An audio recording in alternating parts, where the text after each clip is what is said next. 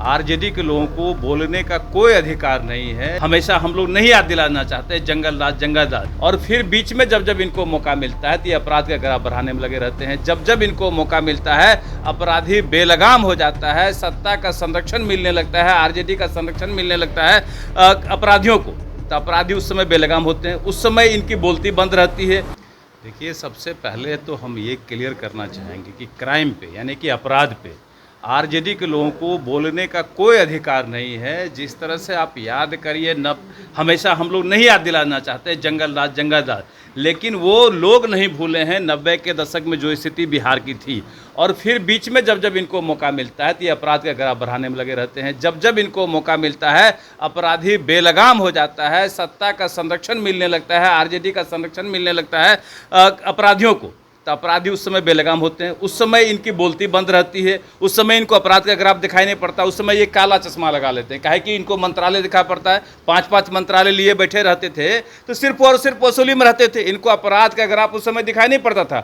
अब इनको अपराध दिखाई पड़ रहा है, अब इनको विकास नहीं दिखाई पड़ रहा है, इनको तरह तरह का गड़बड़ी दिखाई पड़ रहा है। अब ये जनता के बीच जाना चाह रहे हैं, धरना बैठना चाह रहे हैं। जनता इनको बेरोजगार कर दिया है।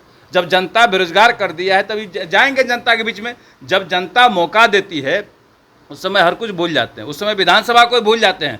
जहाँ से जनता का काम होना है वहाँ झांकने नहीं जाते हैं। एक हफ्ता का विधानसभा चला, झांकने नहीं गए एक भी दिन, लेकिन कहते अपराध का ग्राफ बढ़ गया, तो क्राइम बढ़ गया, तो भ्रष्टाचार बढ़ गया, तरह तरह की बातें करते हैं। जनता हर इनके ड्रामा को समझ रही है कि जनता को कैसे बहकाने और भड़काने में लगे हुए। इनका काम है बहकाना भड़काना बस। नीतीश कुमार और तेजस्वी यादव की कल मुलाकात हुई है, इसको लेकर कई सारे सियासी मायने लगाए जाने लगे। अरे तो वो नेता प्रतिपक्ष हैं, अपने विकास के काम के लिए, बाकी काम के लिए अपने जाते होंगे, कुछ कान भी भरने की कोशिश करेंगे, लेकिन ये कान भरने का इनका काम अब नहीं चलने वाला है। लोग माइंड मेकअप करके बैठे हैं, चाहे हमारे एनडीए के नेता हो या जनता, इनको पुनः सत्ता में नहीं आने दे रहा। बंगाल में कानून पारित किया गया है जिस तरीके से, उसको कैसे देखते हैं? देखिए, कानून अच्छी बात है, कानून का पालन भी होना चाहिए। बंगाल में कोई कानून का पालन नहीं होता है, वहाँ गुंडागर्दी होता है, गुंडा का राज है। अब देख रहे जिस तरह से बलात्कार करके लोग घूम रहे हैं, इससे स्पष्ट होता है कि पूरे देश में अगर सबसे खराब हाल किसी राज्य का है